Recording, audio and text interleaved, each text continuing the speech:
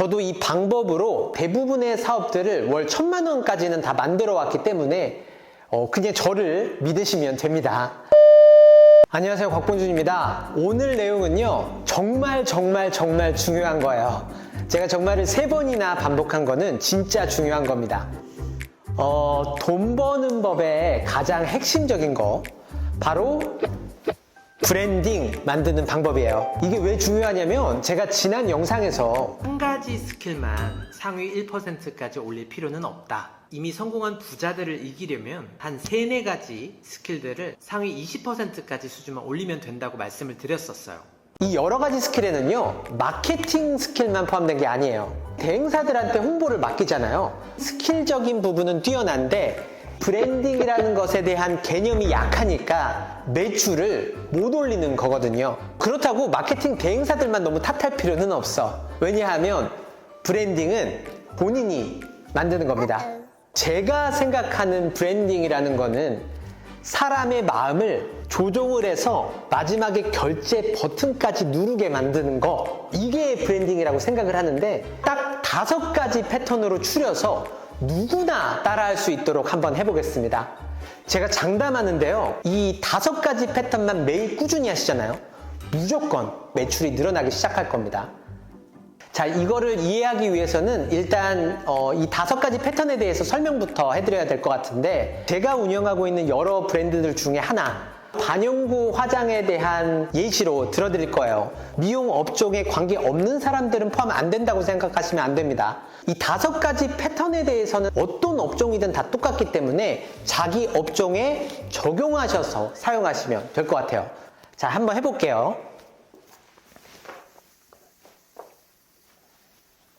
자, 우선 글쓰기를 가지고 사람의 마음을 조종하는 기본 패턴에 대해서 알려드릴 거고요. 저는 이걸 가지고 5년을 써왔기 때문에 이제는 너무 익숙해져 있다 보니까 제가 거래처랑 미팅을 할 때나 아니면 직원들이랑 중요한 이야기를 할 때, 고객과 상담을 할 때, 간혹 제가 수강을 하기도 하는데, 수강 첫날 오프닝 멘트를 할 때, 그 어떤 상황에서든 이 5가지 패턴이 자연스럽게 녹아들게 되었어요. 이 5가지 순서로 사람의 마음을 조종해서 내가 원하는 걸 얻는 거죠.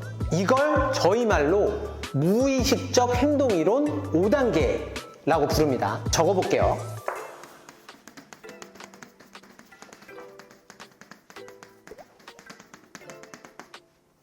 자, 무의식적 행동이론 5단계. 사람들이 홍보를 할 때요, 직접적으로 내가 잘났다고 홍보를 해요. 내가 갖고 있는 거를 다 공개하려고 해. 하지만 나 말고도 다른 사람들, 우리 경쟁업체들도 그렇게 홍보를 하고 있잖아요. 이미 이런 광고글에 익숙해진 사람들은 이걸 보고 와닿지가 않는 거야. 왜냐하면 그냥 이거는 광고글의 패턴이라고 느껴지게 되는 거죠. 그래서 무의식적 행동이론 5단계 가장 중요한 건 뭐냐면요, 너무 직접적으로 어필하지 않고 항상 간접적으로 표현을 해서 무의식 속에서 행동하게 만드는 5단계 법칙이라는 거예요. 제가 하나씩 설명을 드려볼게요. 무의식적 행동이론 5단계의 첫 번째는요, 스토리 전달이라는 거예요. 2번은 공감대 형성. 3번은 주제 전환입니다. 자, 그리고 4번은 본문이에요. 본문에서 중요한 게 2가지가 있어요. 하나는 의외성이 있고요. 하나는 위협성이라는 게 있어요. 그리고 마지막으로 문의 전환. 제가 이론적으로만 너무 설명을 드리면 어려울 것 같아서 글쓰기 예시를 하나 들어드릴 거고요. 다시 처음으로 넘어와서 1번, 2번, 3번, 4번, 5번에 하나씩 제가 어떤 표현을 했는지, 또 왜 그런 표현을 했는지 해석을 해드릴 거예요. 예시를 하나 드려볼 건데, 비교를 하기 위해서 이 무의식적 행동이론 5단계를 적용한 패턴 말고 일반적인 사람들은 어떻게 홍보를 할까? 이거를 먼저 예시를 드리고요. 그 다음에 무의식적 행동이론 5단계를 적용을 했을 때 사람의 마음을 어떤 식으로 간접적으로 조정을 시킬까 비교를 한번 해드려 볼게요. 일반적으로 대부분의 사람들이 이 반영구 화장을 홍보를 할 때는 어떤 식으로 글을 쓰냐면요. 자, 들어보세요. 요즘 날씨가 많이 선선해져서 저희 샵에도 눈썹 문신 하러 오시는 분들이 많아졌어요.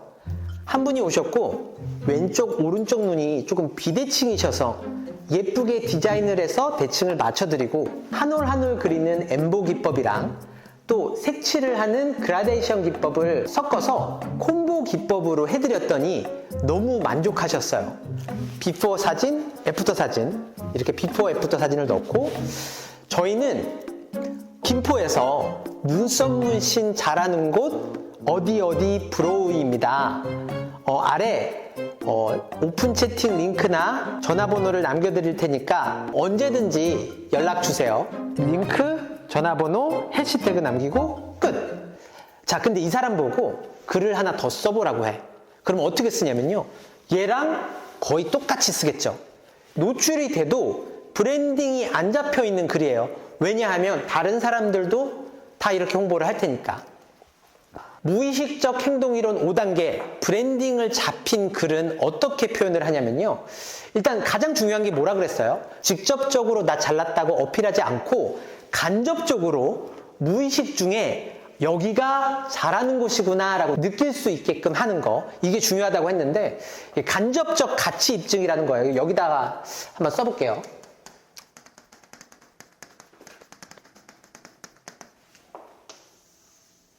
자, 이게 가장 중요한 거예요. 먼저 예시를 쫙 드리고 다시 처음으로 넘어와서 하나씩 예시를 들어볼 거예요.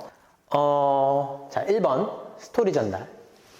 최근에는 잘못된 눈썹 문신으로 눈썹 부위가 붉어진 부작용 현상이 많이 나타나는데 지난달에 제가 현직 원장님들 17분을 대상으로 저희 샵에서 붉은 잔흔을 중화하는 교육을 해드렸던 게 입소문이 났는지 우리는 김포에 있지만 주변에 일산이나 파주나 인천이나 강서나 이런 기타 지역에서까지 한 달 전에 예약을 해주시고 찾아주고 계신 상황입니다. 스토리 전달 끝났어요. 자, 공감대 형성. 지금 이 글을 읽는 사람들은 이미 눈썹 부위가 붉어져서 얘를 지우려고 매번 다른 곳을 찾아보면서 커버 작업을 시도해 보셨겠지만 결국 잔흔은 짙어져만 가고 걱정만 더 커지셨을 것 같습니다. 혹은 김포에서 눈썹 문신을 처음 받기 위해서 인터넷을 막 검색을 해봤는데 죄다 지네가 잘났다는 광고글들밖에 없고 이 중에서 어떤 곳이 진짜 잘하는 곳인지 스스로 판단이 어려우실 것 같은데요. 사실 저희 샵은요, 앞서 말씀드린 것 같이 예약 상황이 조금 빠듯한 편이라서 문의를 주시더라도 바로 도움을 드릴 수는 없을 수도 있어요. 오늘은 현직 원장님들을 교육해드리는 제가 직접 김포에서 눈썹 문신 잘하는 곳 알아보는 방법 3가지에 대해서 알려드릴게요. 정말 중요한 내용입니다. 딱 5분만 집중하시잖아요. 절대 눈썹 문신에 실패하는 일은 없을 거라고 확신합니다. 자, 본문은 넘어갈게요. 왜 넘어가는지는 이따가 다시 설명드리고요. 마지막 문의 전환. 지금까지 이 글을 끝까지 읽어보셨다면 어떤 사람이 눈썹 문신 잘하는 곳인지 스스로도 판단이 가능해졌을 거라고 생각되는데요. 앞서 제가 말씀드렸듯이 저희는 예약 상황이 조금 빠듯한 편이라서 바로 도움을 못 드릴 수는 있어요. 오늘처럼 저희 블로그에 이렇게 유용한 정보들이 많이 담아두었으니까 저희 블로그 글을 한 2-3개 정도는 더 읽어보시고 저희 실력에 대해서 확신이 생기신 분들만 아래 카카오톡 채널로 연락을 주셔도 좋습니다. 이렇게 끝내요. 자, 제가 한번 다시 리뷰를 한번 해드려 볼게요. 먼저 스토리 전달에서 제가 예시를 좀 들어드리기 위해서 조금 요소들을 많이 넣었어요. 이 간접적인 요소들을 많이 넣었는데 제가 어떤 거를 설명드렸냐면요. 현직 원장님들을 교육하는 곳, 여기 잘하는 곳인가 보다. 이렇게 간접적인 표현이 됐고요. 김포에 있는데 주변 지역에서까지 멀리서도 찾아주시는 곳, 잘하는 곳인가 보다. 예약 상황이 많아서 한 달 전에 예약을 해주시는 곳, 잘하는 곳인가 보다. 또 망가진 눈썹도 고쳐줄 수 있는 곳, 여기 실력 있는 곳인가 보다. 이렇게 스토리 전달해서 간접적으로만 표현했고요. 내가 눈썹 문신을 잘한다는 직접적인 표현은 어디에도 없었어요. 내가 말하지 않고도 고객 스스로가 무의식 중에 여기가 잘하는 곳인가 보다 라고 이렇게 느꼈으면 그 다음에는 이 사람이 필요한 진짜 니즈를 딱 찝어만 주면 되거든요.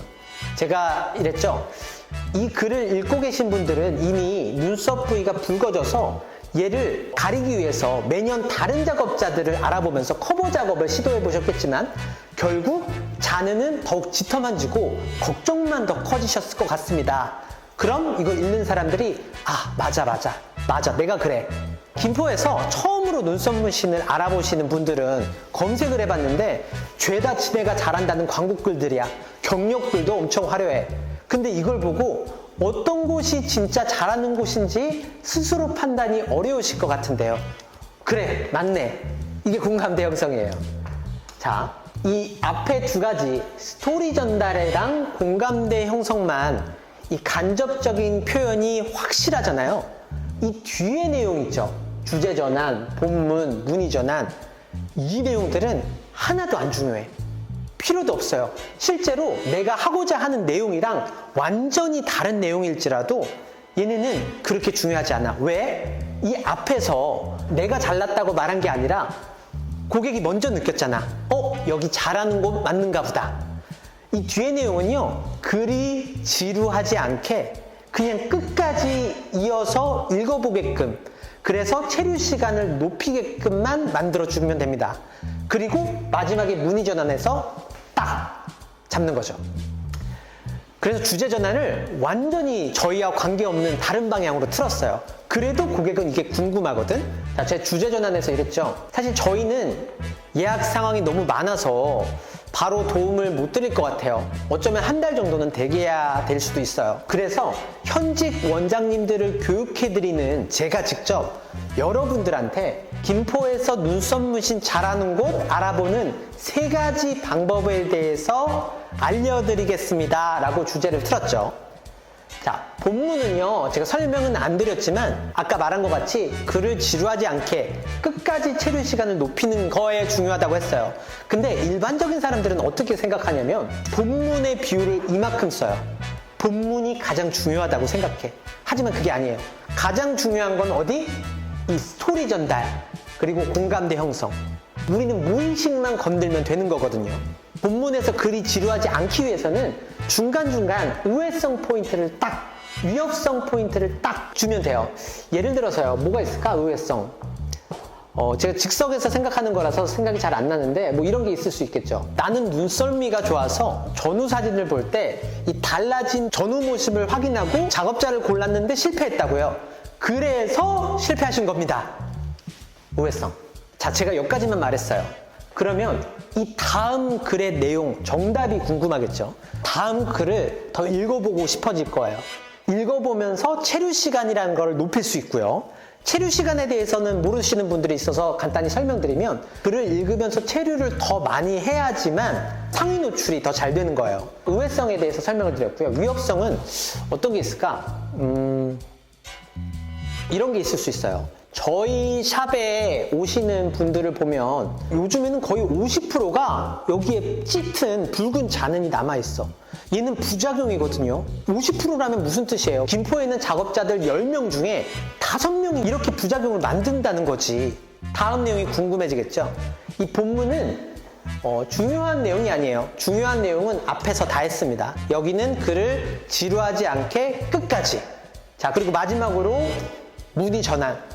문의 전환은요, 대부분 앞에 스토리 전달에서 표현한 간접적 가치 입증을 1가지, 2가지 정도를 갖고 와서 한 번 더 짚어준 다음에 친절하게 어떻게 연락하셔야 됩니다라고 안내해 주는 거예요. 안내를 안 해주잖아요? 그러면 어떻게 연락해야 되는지 몰라. 그래서 마지막에는 항상 친절하게 설명을 드려야 돼요. 자, 제가 어떻게 표현했냐면 앞서 말씀드린 것 같이 저는 이런 상황들 때문에 저희 샵은 예약률이 조금 많은 편이라서 바로 진행이 어려울 수도 있어요. 바로 문의 주시기보다는 저희 블로그에 오늘처럼 유용한 글을 담아두었으니까 저희 블로그 글을 최소한 2-3개 정도는 더 읽어보시고요. 그럼에도 불구하고 저희한테 받아야겠다는 확신이 드는 분만 문의를 주셔도 좋습니다로 끝내요. 여기서 좋습니다는 뭐냐면요. 굳이 나한테 안 받아도 돼. 나는 너 없어도 이미 너무 바빠 죽겠어. 근데 너가 원하잖아? 그럼 내가 기꺼이 너를 도와줄게. 이렇게 갑과 을의 위치를 바꿔버려요. 앞에 그 무의시장행동에는 5단계가 안 잡힌 예시들을 보면 어떻게 문의가 오냐면요. 이렇게 와요. 위치가 어디예요? 가격이 얼마예요? 사진 좀 보여주세요. 등등등. 다시 영업을 시작해야 되거든요. 근데 이렇게 표현을 하면 2-3개 더 읽어보라고 했으니까 실제로 2-3개를 더 읽어본단 말이야. 다른 내용인데 마찬가지로 이런 식으로 세뇌가 되어 있어. 읽다가 결국 여기가 가장 잘하는 곳이구나 라고 본인 스스로 판단을 할 수 있단 말이에요. 자, 이게 브랜딩입니다. 간단하죠? 어려웠나? 사실 이 브랜딩이라는 거는 하루아침에 만들 수 있는 건 아니에요. 이렇게 글을 한층 한층 쌓아가다 보면 어느샌가 이 업체만의 이 강점, 이게 표현이 되거든요. 가장 우선이 되어야 될 건 나만의 강점, 내가 다른 업체들과 차별화될 수 있는 이 강점이 무엇인가를 먼저 생각해 보실 필요가 있을 것 같아요. 예를 들어 제 유튜브 채널의 강점은 이 마케팅 이론들을 설명하는 게 아니라 제가 직접 하고 있는 거, 해서 성과가 났던 거, 이것만 여러분들한테 알려드리는 거잖아요. 이게 어떻게 보면 저희 유튜브 채널의 강점이라고 할 수 있죠. 저희는 막 이론 이딴 거 안 합니다. 이딴 거 없어. 그냥 실질적인 것만 알려드리니까요. 그래서 어쨌든요, 오늘 알려드린 이 5가지 순서로 매일 글을 한번 써보세요. 블로그에 글이 쌓여나갈 때마다 나만의 강점, 나만의 브랜딩이 서서히 잡히기 시작할 거예요. 오늘도 영상 시청해 주셔서 감사합니다. 저희 유튜브 채널에 올라오는 영상들을 보시려면 구독도 반드시 눌러주셔야 되지 않을까요?